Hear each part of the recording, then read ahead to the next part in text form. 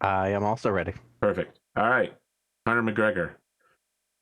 Having been warned by the Northwind Highlanders not to accept illegal contracts for mercenary missions for an organization that isn't properly bonded, you skipped the mission. And there's some controversy brewing right now. The people who are starting to see the promotional video that the company is putting out, that Apex Dragons is putting out, a lot of people either think that Apex Dragons as a company did a really good job getting involved in this situation, and the others are going, well, this is actually super controversial. Why are gladiators illegally bonding themselves? Like, there's no professional organization that certified them. And those people go, but wait, Hunter MacGregor wasn't there. That's because he's a good, upstanding guy. So in 100% of cases, Hunter MacGregor comes out of this situation like a shining golden rose. Nice. The shining golden rose of Northwind. Everything is coming up, Hunter. It is. It's a good time. You're starting to move up the ranks a little bit. You're getting some movement.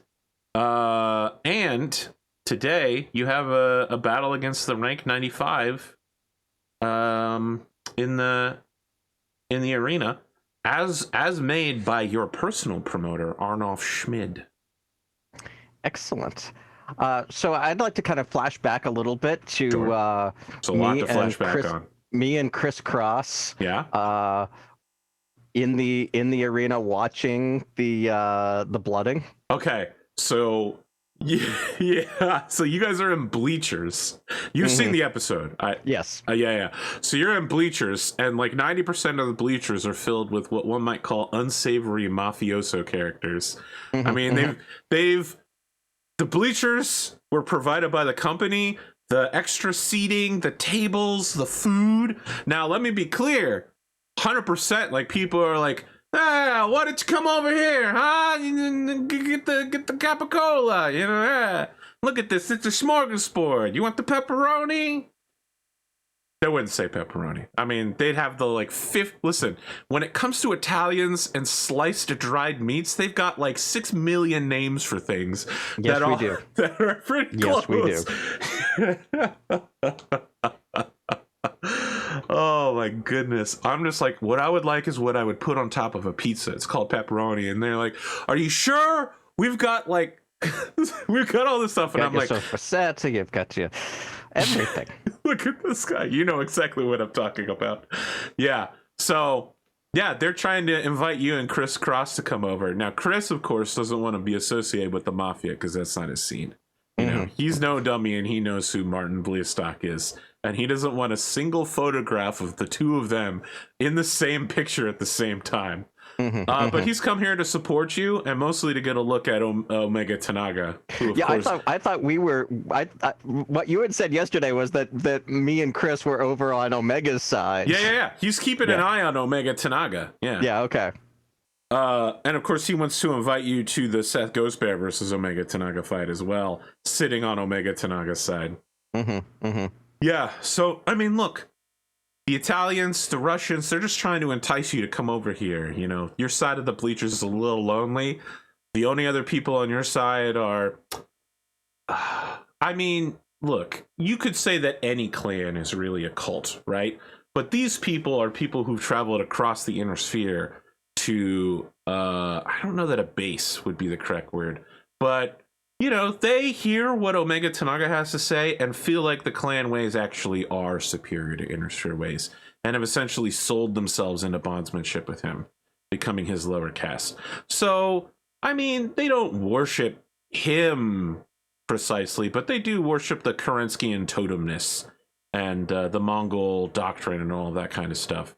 So, they're like cult adjacent. They've dropped the robes, but they still wear Fire Mandrill casual clothes. And they don't know who the F you are, so they don't really talk to you either. So yeah, you and Chris are probably there. Best they don't know who the F I am. Chris has brought like a 6-pack of primary beer and like cheddar flavored popcorn. But like the quality stuff. I'm talking like one step above what the Boy Scouts would have given you in the early 2000s. You know, like real good stuff. And he's just like, hey, so what do you think about today's match? As Saya Jade Falcon goes running in a straight line and doesn't stop for until the very end of the match.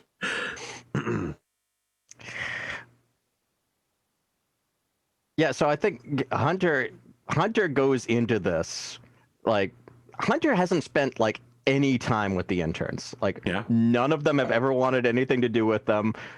Hillbilly, when he was in charge, made damn sure that Hunter couldn't get near any of them because he was afraid that Hunter was gonna, you know, corrupt them with his pro Rasselhag anti-clan ways.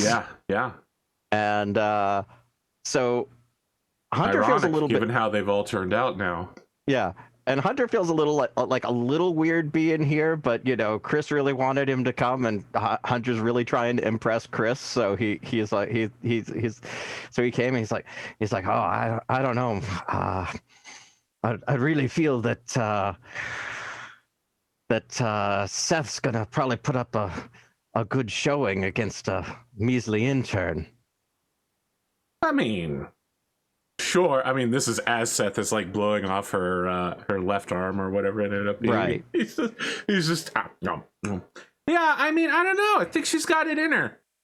You know, and like seconds later, she destroys Seth, and he's like, yeah, look, all right. Now, if I understand this right, she might have to fight Kyle, right? That's what it says in the playbill. A playbill. I love it. I love it. Oh god, I love the idea that Ro had to stay up like making a playbill and then getting it mass printed, right? And every time he submits one, Zuri's just like, no, that's not what a playbill is. Do it again. This is wrong. Yeah, things wrap up pretty quickly at that point. There's talk of a marriage going down. We see conversations between Seth and Nancy Morgan from a different camera angle. Maybe we see it from the same camera angles as before, but now you and Chris have been digitally edited into the background. You were there all along.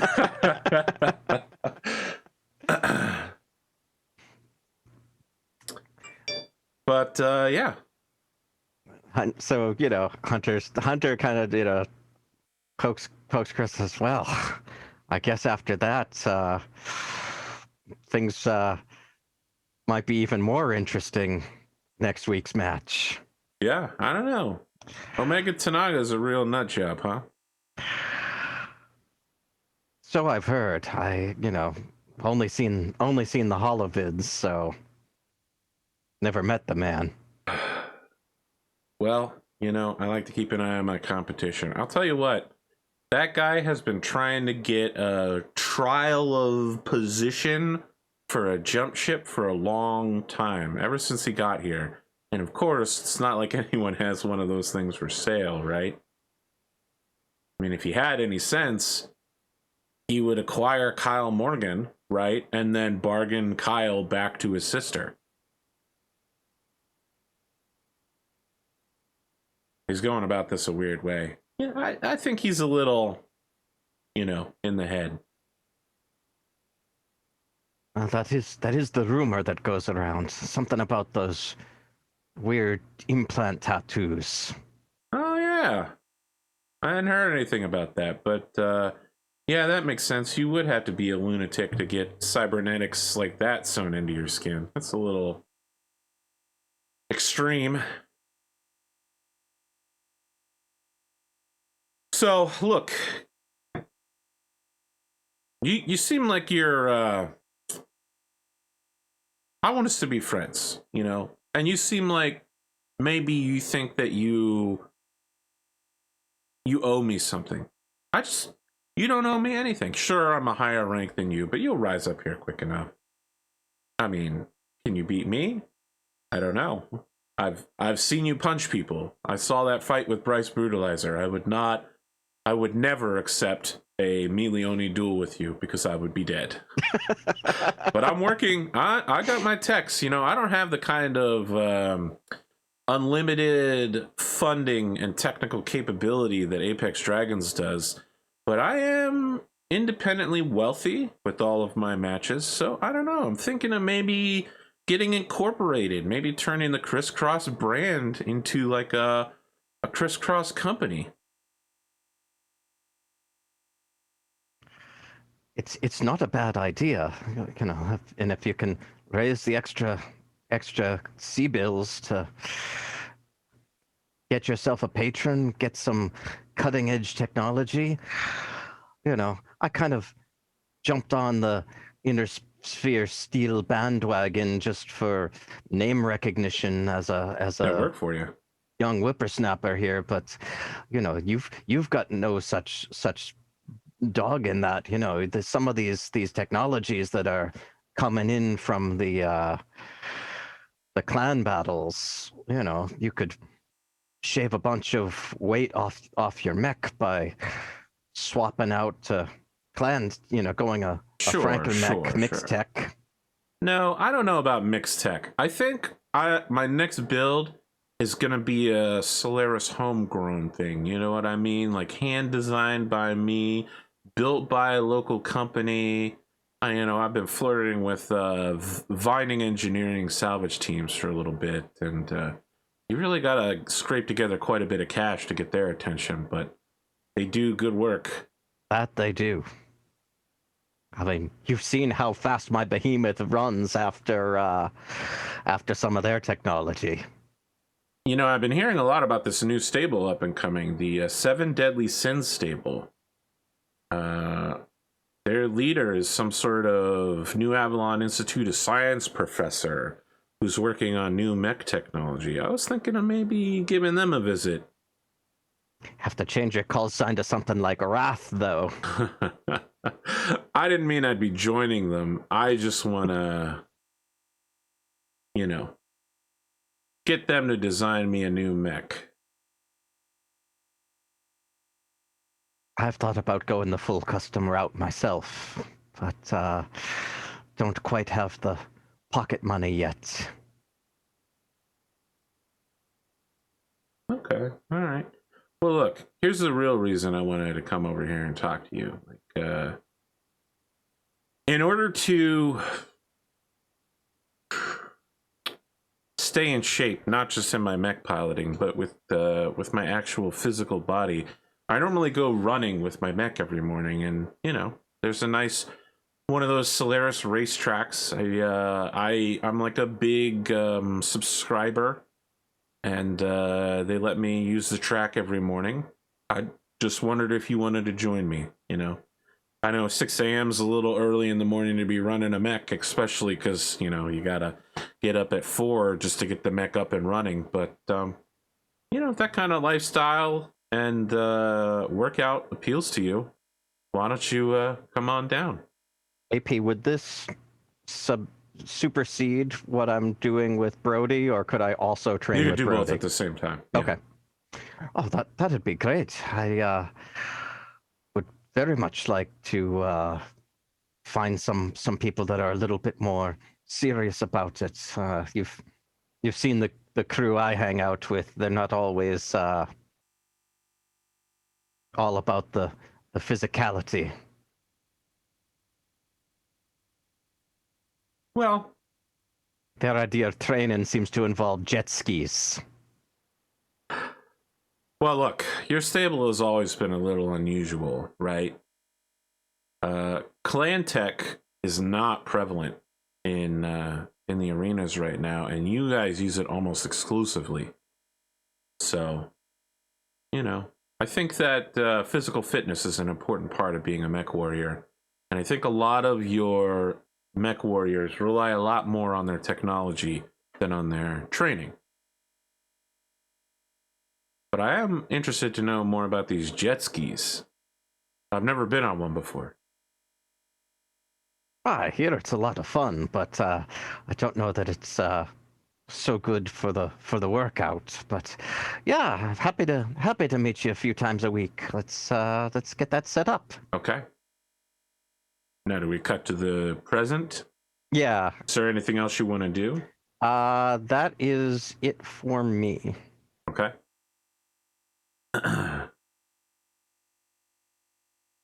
So just to do a quick reference for those who like the Battletech role-playing game, the Seven Deadly Stin Sable and its run with the DNI and Burke Kale is a storyline I wanted to run for this show, but we did the Mafia storyline instead.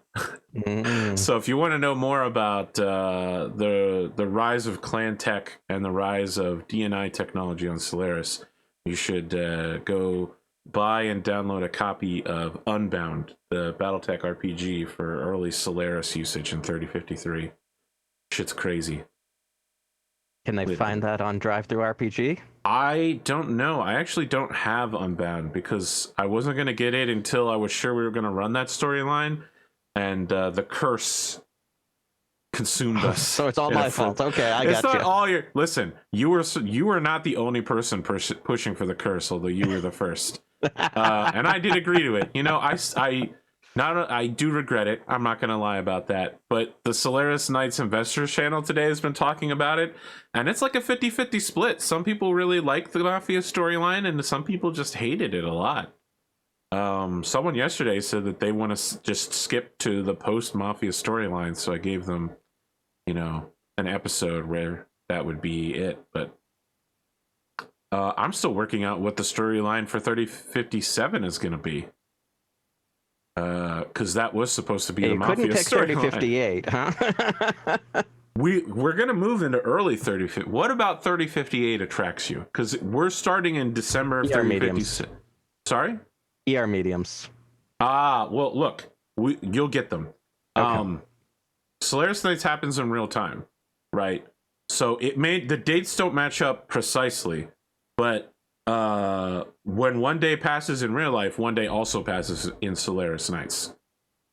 You know what I mean? Cool. So we'll be starting in December of 3057, which is when the refusal war kicks in. And we'll probably, given that, you know, I would call the preseason for this, the proto, when we were testing whether Solaris Nights would work, that was about 4 or 5 months, and this has been more like 6 months, I think. But I anticipate that we'll go until like May 3058. So I would be happy to hand you ER mediums. Excellent. In 3058, not at the very beginning. Some investor was just like, I want the improved heavy laser. And I was like, yeah, you're never going to get that. That's Jihad tech. I don't run Jihad storylines.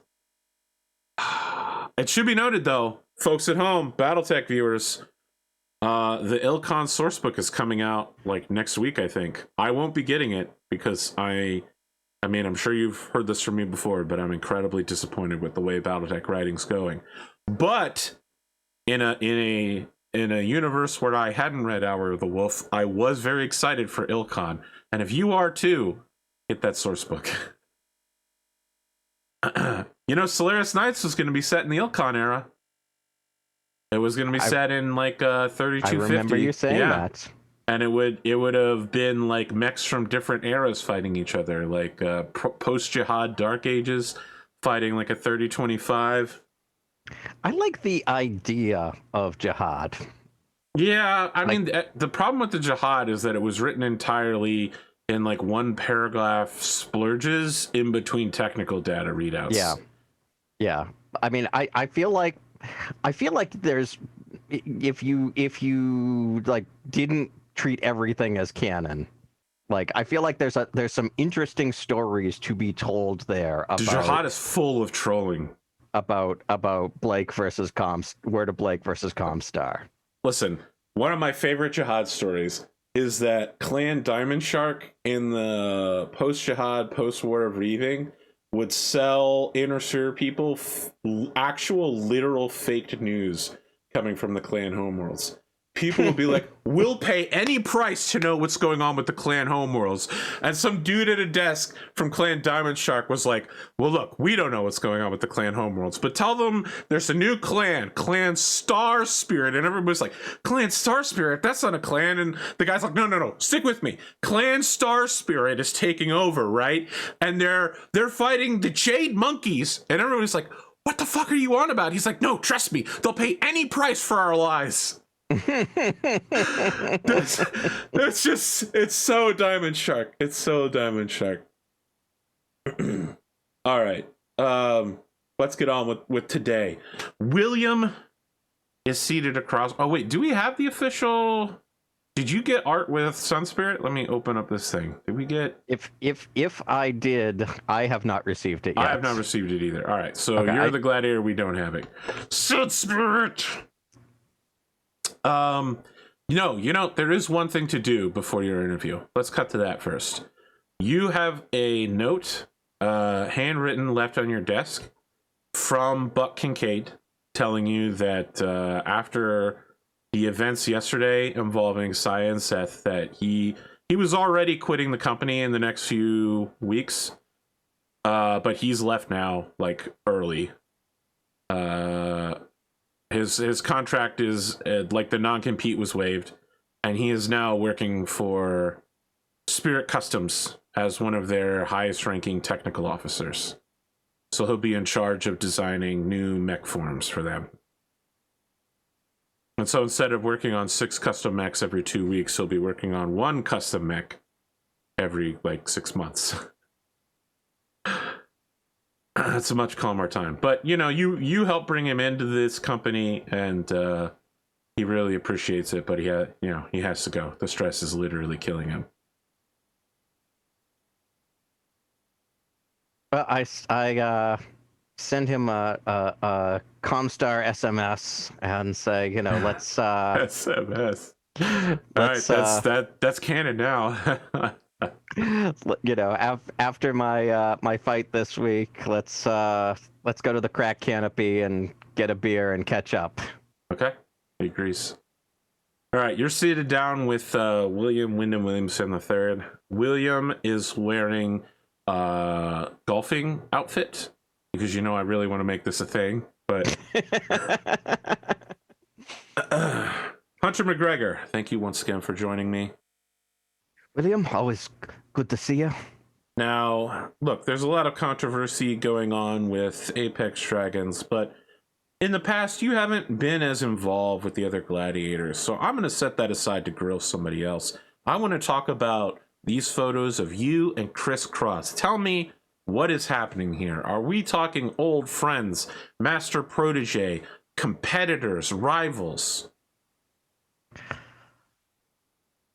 Well, I've always admired Chris Cross, and now that I'm in Class 6, I went to the Shield Hall after my last battle here. Chris was nothing but generous. We really hit it off. We're both melee brawlers. He's, you know, asked me for some advice about things like TSM that I run. And so, you know, I think it's, we're competitors, but he's so far above me, you know, that we're just, you know, enjoying a new friendship. I think we've each found a kindred spirit. Now, you may not know this, but this morning, the annual list of the 10 most dangerous people on Solaris was published, and you clocked in at number 9 below Omega Tanaga and Chris Cross. How do you feel about that, being a dangerous man? I have mixed feelings about it, William. I mean, to be on a list with company like that, well, that's complimentary no matter how you look at it. I do mourn the lives I've taken in the arena, but as I said in my very first interview with you, where you were nothing but kind and generous, and thank you for that. Please. I'd like to treat all of my competitors equally, with the equal respect that they've earned getting to where they are on Solaris. Every time that a gladiator steps into a mech and steps into that ring and rides nuclear fire, the worst can happen. We all know that. We all accept that. It's part of the game. I have had some very close shaves myself, and so it's but it's never easy when you know that you're the one that snuffed that life out. So, our analysts have recently finished compiling your data, and they point out that your average damage per match has rapidly dropped. The amount of weapons fire needed for you to win a match is almost half of what it was during the open.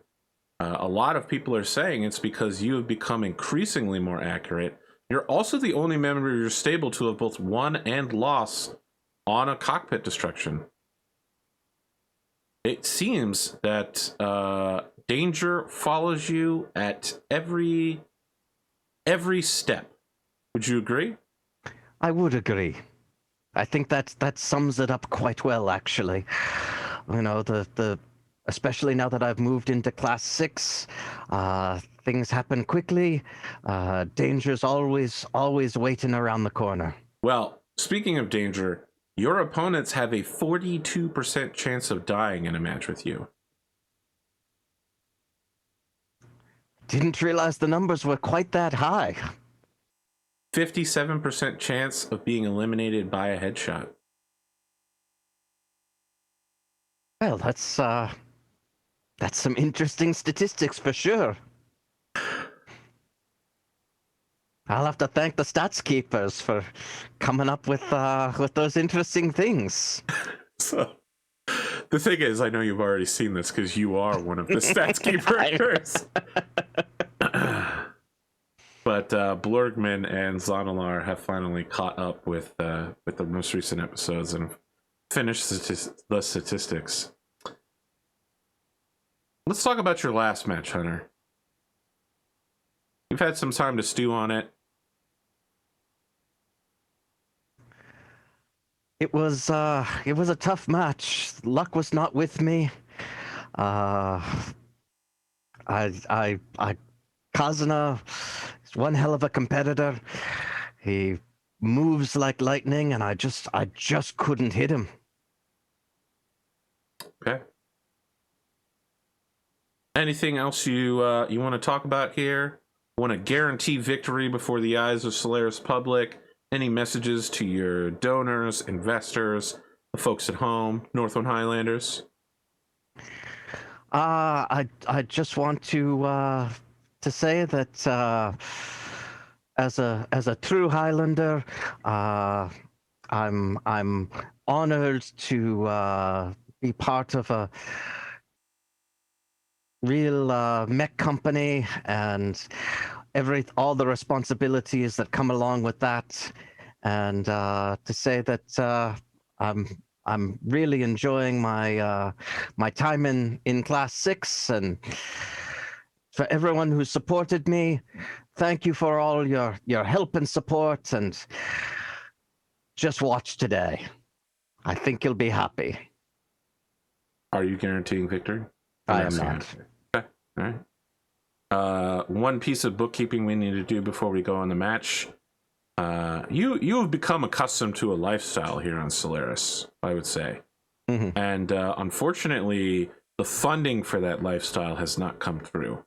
Oh, yes. So you gain 1 point of stress. Now, yes, we can say in the fiction that it's a number of things, or it's all of these things, you know. Maybe your Comstar royalties from your matches haven't flown in. Maybe maybe the investors are holding out on you a little bit. Maybe you made some bad investments. Whatever it is, your salary wasn't paid by the investors, so you take a point of stress. Yes, so that's what put me at 3 stress. So I'm not okay. You're not taking any risks. Huh? Not taking any risks. Not going in with no political statements either.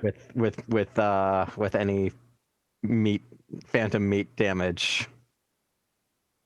Okay.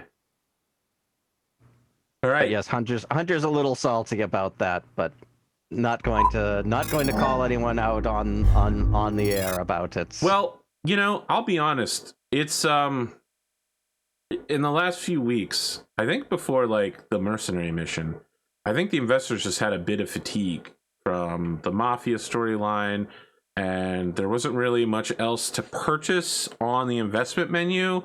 And a lot of the most active people just simply ran out of money paying for repairs. Like, they were just done. And, you know, I've said it before. I'll say it again. I warned everyone that this is exactly what was going to happen when they started going for customs and clan techs all the time. But with a little bit of extra money and the build up to Season 2, I think we're seeing a lot of people making plans for 3057 era mechs.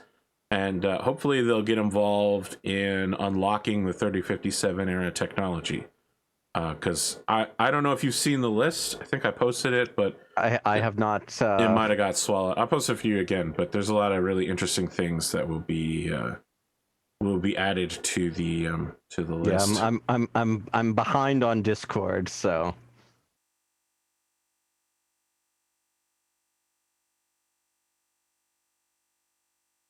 Your opponent comes out first to enter into Solaris's the jungle arena in Cathay. Of course, looks exactly like the rainforests of Spico, which have been consistent battlegrounds over the centuries for Capellan warriors against invaders. And your opponent brings out a centurion that has been painted with red flames all over it, and has 2 fluid guns as Firestorm approaches to the 3050s version of Du Hast. And he says, "Bro, it's Firestorm! Back again, bro." Remember, he has a fake, but it's authentic but fake South African accent that I can't fake, but he doesn't have to.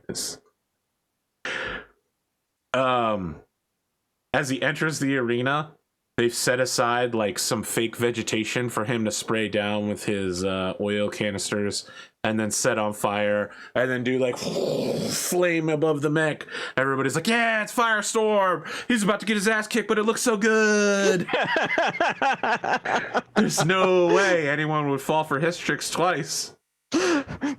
You know, now I'm in the Cosmo dilemma. Like, you know, do I get right up on him so that I can? It's been a while since you got that TSM melee going, right? Yeah. Or do I stay the hell away from his fluid guns? So, I mean, look, as a game master, I'll say this: he doesn't have jump jets, which means that he is much easier to engage in melee combat for you than the majority of competitors you face lately. But you definitely don't want him to Cosmo you. That's where he gets behind you and starts spraying corrosive fluids into your center torso. Yes. That would be very bad. I expect this guy's just going to get utterly crushed, though. But that's what happens when you hang out in the bottom 90s and you have to fight a dude who's, you know, easily in the 30s. Oh, yeah, let's talk about Hunter MacGregor. Hit me with your music and your intro. I've been waiting all week for this. So, Hunter's, you know, getting ready. This is probably the last time that, you know, he's going to be coming out this season. So he's got his band playing. His confetti cannons are going off that you can't hear over the music. And, you know, got his lasers going, and he just kind of, you know, comes out and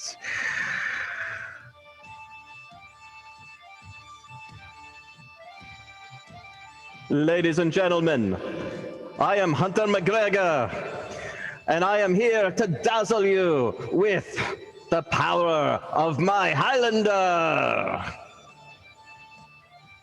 And, you know, does his traditional up the rope and drop the kilt out. And all right, I'm sending you the noisy soundy thingy. Oh, yes. Let me get the sound pad. There we go. Noisy soundy thingy. Boy, I really noisy soundy thingy. That was some high level APGamingREAL stuff right there. Connect. Yeah, I don't know. It's been interesting in some of the matches to use it. I think the flamethrower is finally gonna get some usage here. Give a quick flame burst. Yep, that sounds like what I assume a fluid gun sounds like.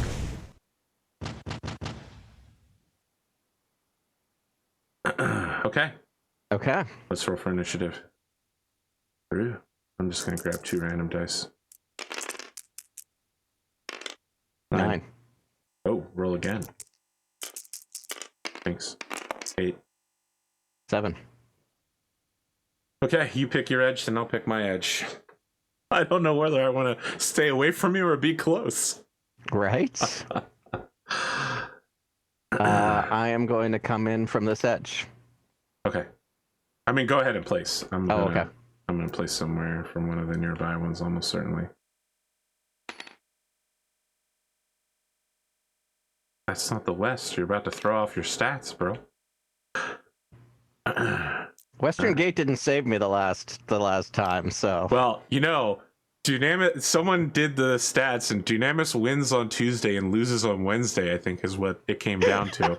So I gotta schedule him for, what did I say? Tuesday is the winning day. I gotta schedule. Well, my Wednesday's clocked next week, so I'm gonna go here. I probably should set up next week's schedule pretty soon. It is an idea. Yeah. I mean, it's not like I have 3 more matches of Solaris Nights this week. All right, yeah, your mech gates open, and the 2 of you walk out on the battlefield, basically right across from each other. Let's roll. 9. That's good. That's a good start. Also 9. Oh, geez. Oh, boy. That's not so good. 10. 7. Okay. I'm going to get him. I'm going to set him on fire. I don't think your mech cares about heat too much, though. This guy's going to set you on fire. You're going to be like, oh, TSM just activated. Thanks, buddy.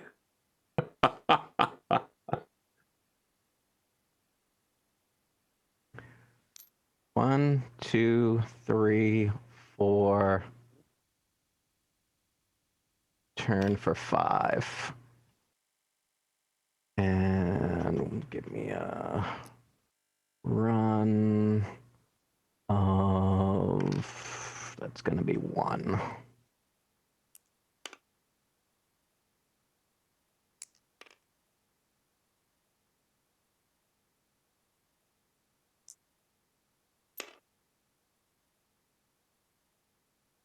One, 2, 3, 4, 5, 6, 7, 8.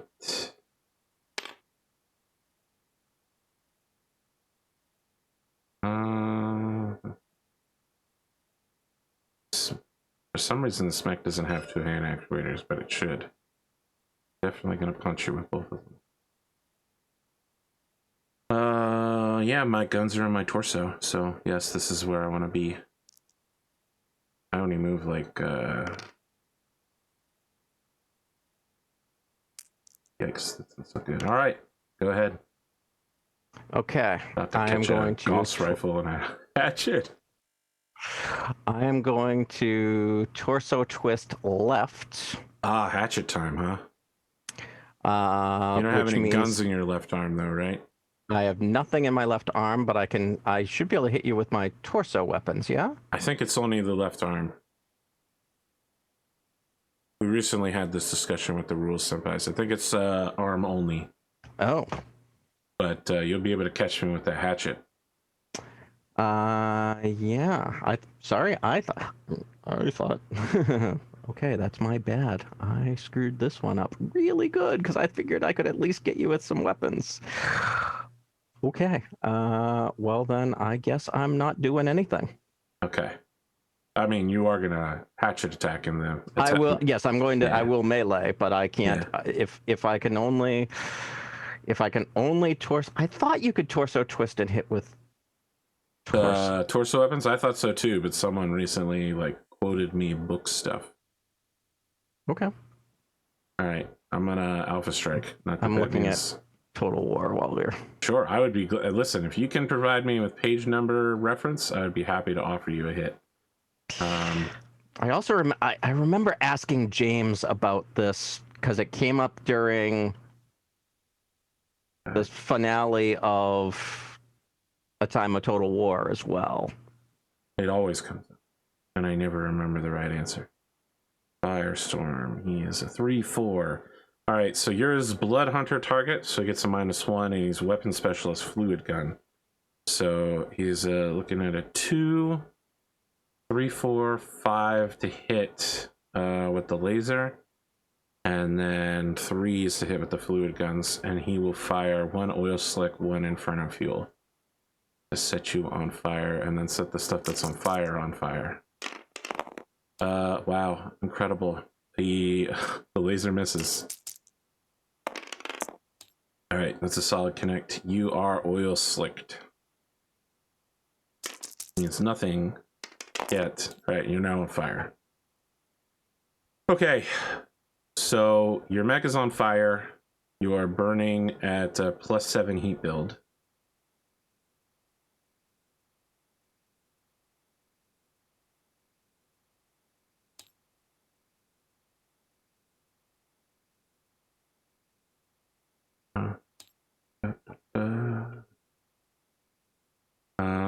What else happens? You can attempt to put it, or no, you don't have to attempt to put it out. It automatically tries to burn itself out at the end of every round. Okay. Forward arc.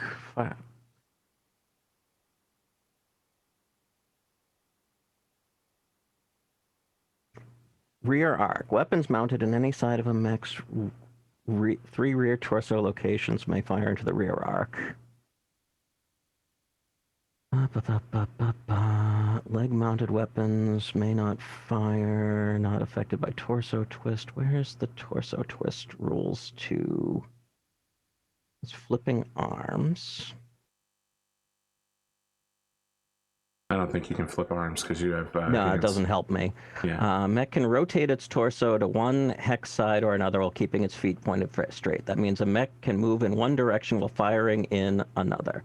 A mech's upper body firing arc is determined by the direction in which its torso is turned, not by the mech's facing.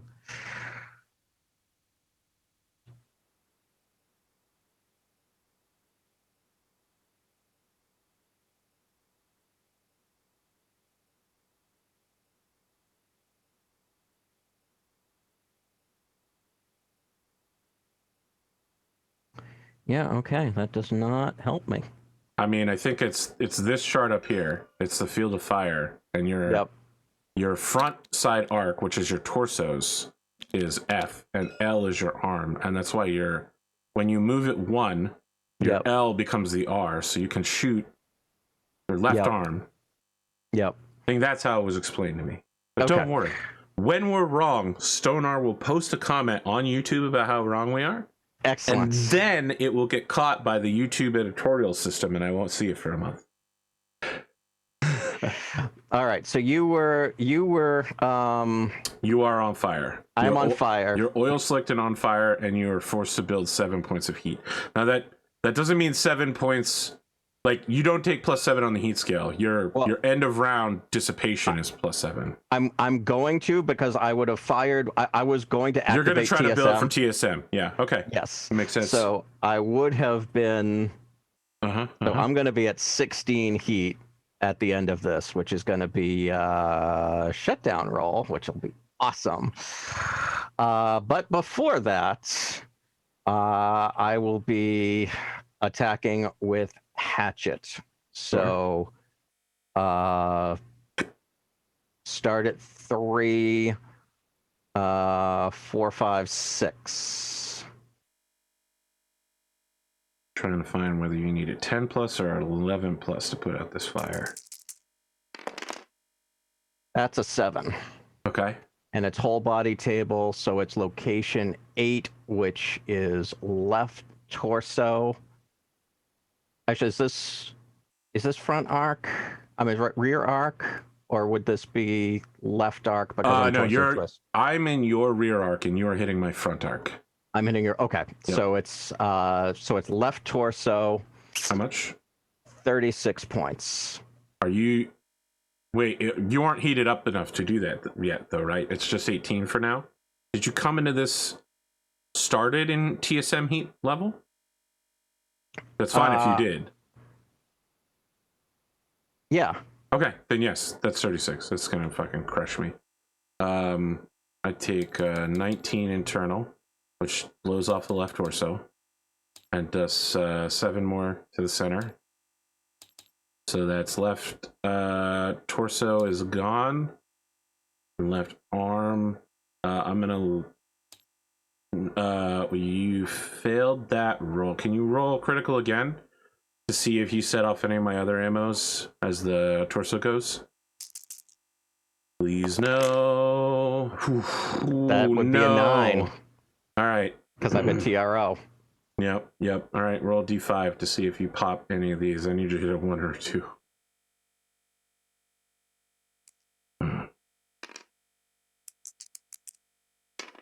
6. Yeah, roll again. Oh, 2. Oh, thank God. Oof. Oh, the fluid gun instead of the... Yeah, if the ammo had gone, any of those would be really bad. Corrosive would have been horrendous. So my main weapons, I'd lose one of my main guns and I also lose all my ammo, so I'm not going anywhere with that. This fight is basically over, but he is going to punch you in the back twice for what that's worth. Oh, here it is, putting out fires. Oh, I can't find it. I should have written these rules down last time I did this. I think just roll 2d6 and see if you hit 10, and if it's successful, your fire goes out. Nope. All right. So he needs a 3, 4, 5 to punch you in the back. That'll do it. So he is a 50-ton mech, so that's what, 5 damage? Yep. 1d6 is right arm for 5. Right arm for 5. And that is also a hit. And rear left torso for 5. Rear left torso for 5. Still have armor. I love the idea is left arm hits you in the rear left torso. And you're like, ah! And then you finish the torso twist and just chop the arm off. The arm just falls and his mech stumbles back like, ah! Ah! I mean, he's lost literally like half his fucking mech on the first move. I think he just surrenders immediately. Wow, that's brutal. 36 damage. You're a madman. Yes, I am. It's been a while since we've seen one of these.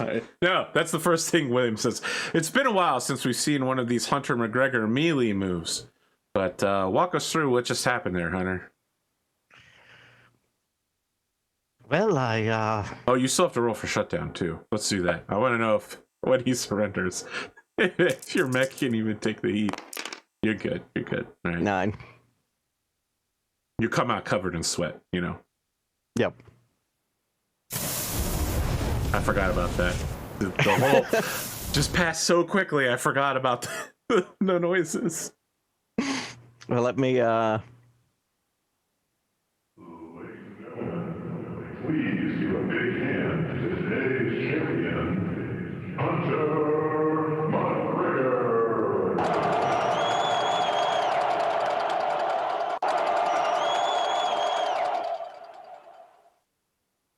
All right.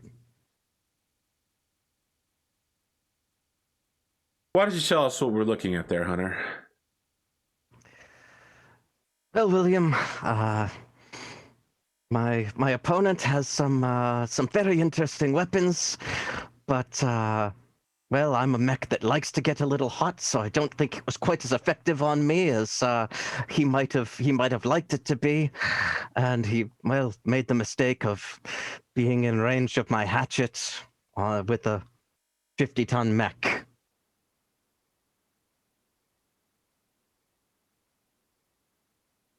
Well, yes. Only in the Unlimited are we going to see these kind of matchups. And while Cosmo, of course, ran into some heat problems, it seems like you solved the heat issue before it became a bigger problem. Were you worried when your cockpit heat spiked about what was going to happen to you for the rest of the match? I wasn't, William. I mean, as I said, my mech is designed to run very, very hot. So, honestly, if the fight had continued, he would have done me a favor because I would have been able to maintain heat no problem.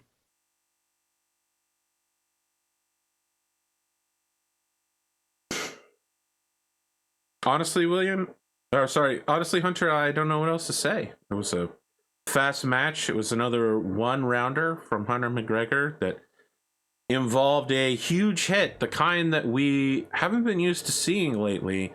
Although there is word that a lot more mechs are going to be mounting TSM here in the Solaris arenas in the future.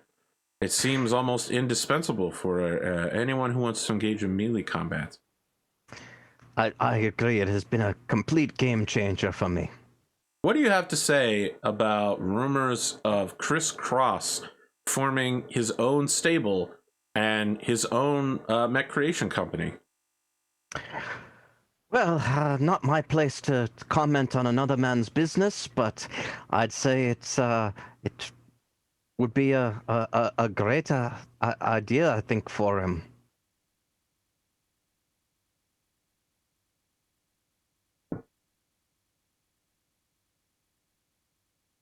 I don't know what else to say, Hunter. Your abilities in the arena have always been so straightforward, and your ability recently to stay out of any controversy beyond killer weapons has been exemplary. I've been trying to keep my nose clean and just let my actions in the arena speak for me. Okay. Is there anything else you'd like to do? As this will be your last appearance in Solaris Nights Season 1. I'm gonna go and have my drinks with Buck. Yeah. So this was rank 95? Yep. Okay. Moving up too. Yeah. My end of week action, I'm going to train with Brody. So that will give me, bring me down to 2 stress, and I will get 2 XP, so that'll bring me to 4 XP. Okay.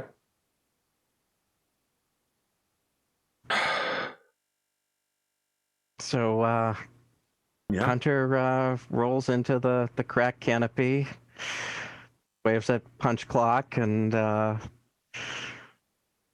assume he's like cleaning like a pinball machine, you know what I mean? And it's not really clear if he still works here or not. Mm-hmm. I mean, it was never clear from the beginning, I don't think, but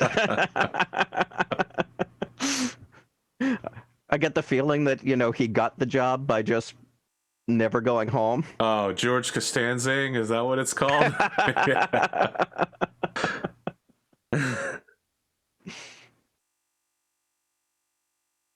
Yeah, Buck is he's looking kind of like someone who yesterday thought that he was going to be complicit in the murder of a young woman. He's been shaken by recent events in the stable. The mafia thing he was never really involved with, although he had to deal with a bunch of low-ranking gangsters flooding his mech bay. But then there was a thing with Cosmo, and the mechs are always being broken. The repairs are always last minute. The gray is really he's got that 2020 pandemic look to him. You know what I mean? He's Barack Obama year 2 when he went in looking like looking one way, and pretty early into his presidential run he went gray real quick. That's Buck right now. Buck, you're looking rough there. Well, Hunter, my Spirit Customs is giving me a week off before I get started, but I'm working on some new designs. We don't just deliver custom mechs, we deliver mechs customized to the pilot. And you know, I think it's going to be a strong technical challenge. Well, I'm sorry that it didn't really work out for you at the stable. Is there anything that you want to talk about, or? I mean, I think we should still be friends. I mean, we were friends before this, right? And you know, to be honest, I always saw you as maybe a little bit better than everybody else there. You never got involved in all the drama that they did. Plus, you keep your mech pretty neat. Well, you know, I do dabble myself, so I try and at least if I break it, I understand that it's part of my job to help fix it.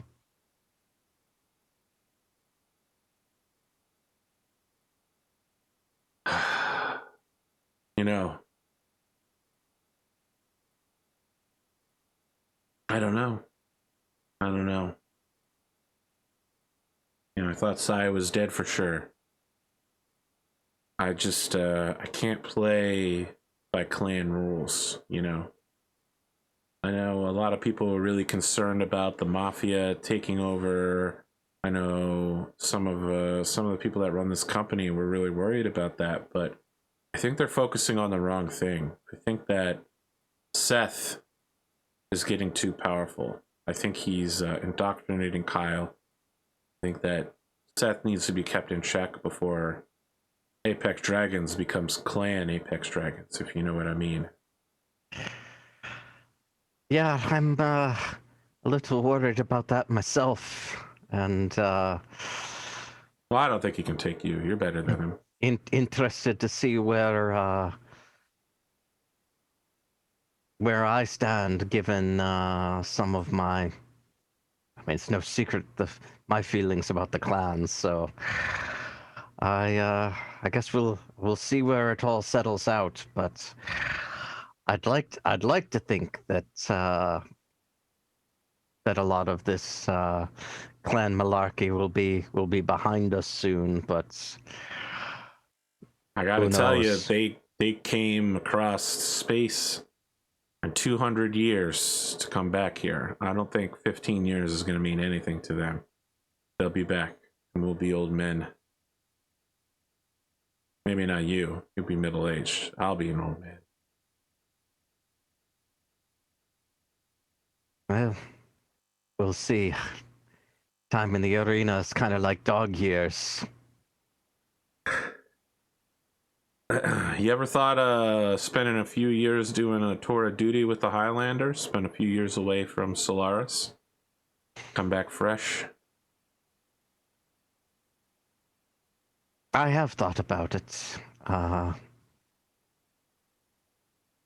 Frankly, I'm not 100% sure they'd have me. My situation with them is tenuous at best. I mean, well, you and I have known each other long enough. You know the troubles I had back on Northwinds. There's bad blood between us. They've accepted me because I forced the issue, but I didn't make any friends doing it.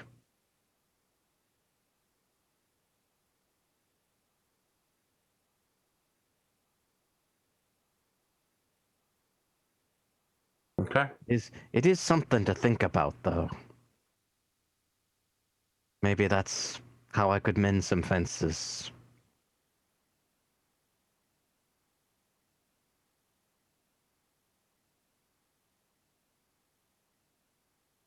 Do a year's tour of duty. Come back with new perspective. Although it's hard to walk away from the arena now that I'm finally getting the matches that I'm enjoying.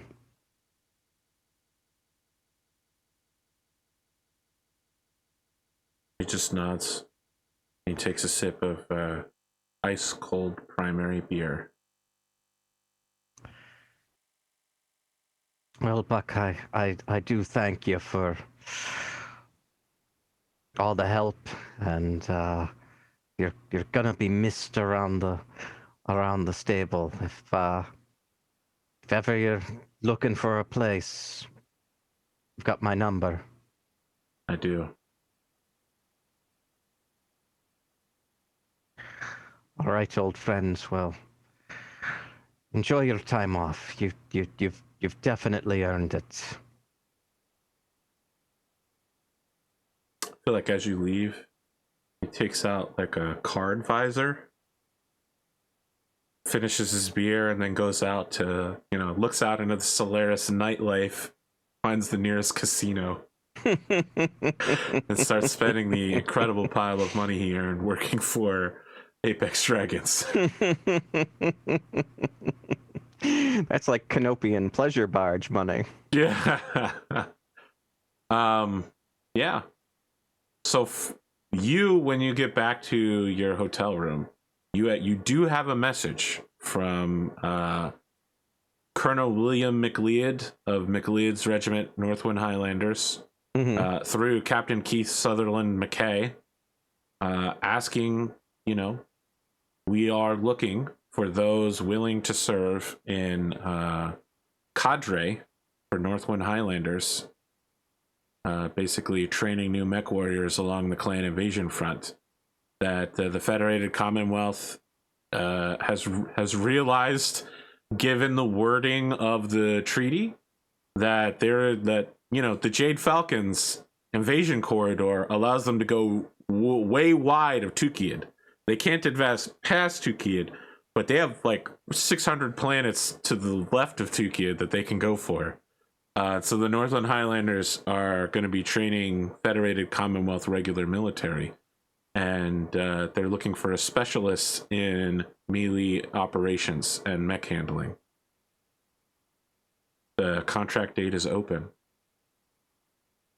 And if you would like, we can just have it fade on that. It's not like you must come. It's like, you want to do this? Spend a year on the clan front? Make a boatload of cash? I think Hunter's gonna think seriously about this.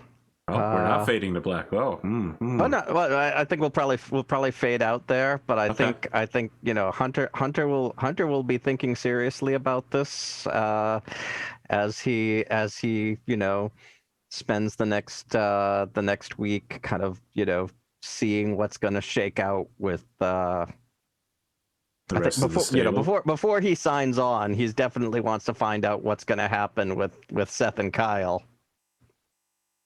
Kyle and Seth both die. Because if there's a major shakeup in the stable, that might push him one way or the other.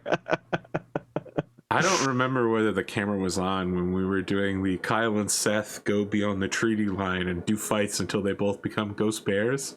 Was that in yesterday's episode, or was that in the aftermath? I think that must have been in the aftermath. Oh my goodness. Yeah. Like, they were talking about it, and then one of them went, oh wait, but then we wouldn't be able to come back because of the treaty.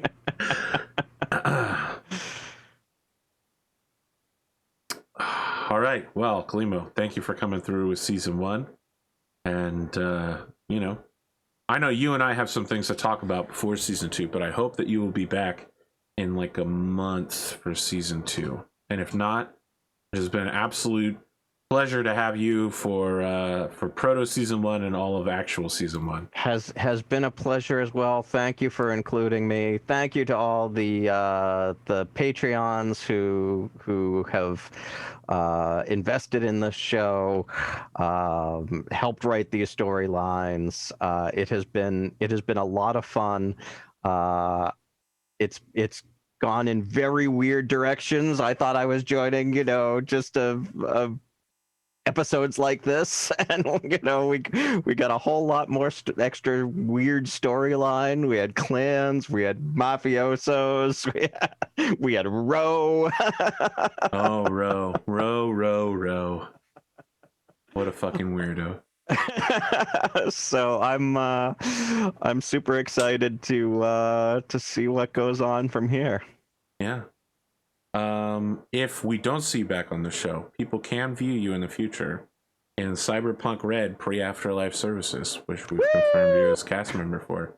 Henley as well, so excellent. forward to that. All right, that's it. I'm hitting stop recording now.